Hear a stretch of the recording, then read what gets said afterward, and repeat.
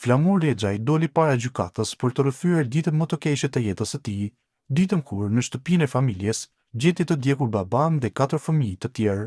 Me zë të rënduar, ai rrëfeu përjetimin e asaj periudhe para dy serbëve, atë kohë pjesëtar të policisë, sot të akuzuar për krime lufte kundër popullsisë civile, Momir Pamtić dhe Žarko Zarić, dëgjuan se si me urdhër të policisë një pjesë e familjes së Rexhaj u detyruan të largohej nga shtëpia në Lubovsh të Istogut përmes rrugëve malore.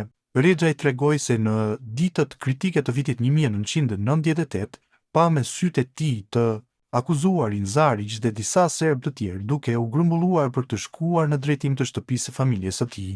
Ai rrëfeu edhe momentin më të rënd, kur u kthye dhe gjeti pa jetë të afërmit e vet.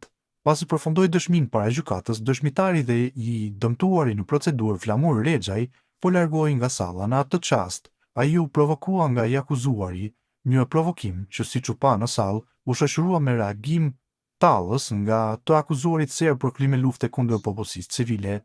Për Flamur Rexhajin, ajo ditë nuk ka mbaruar kurrë dhe drejtësia ende po kërkohet. Trupi gjykues në këtë çështje penale është i përbërë nga Donik Shala Abdyli, kryetare, Arben Hoti dhe Kushtrim Shyti antar. Je baba i gjithë shqiptarisë, jo vetëm i Kosovës. Elhamdulillah Allah na ka dërguar këtë njeri, juve që ka dërguar për më mojtë këtë tërën dhe këtë shtetë që ne keni formu kështu kaq mirë.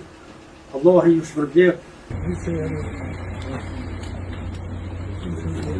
Po falenderoj shumë për këtë mbështetjen e për këtë kontributin që e bëni për familjes së juve. Po shohën e keni gjithmonë për neve.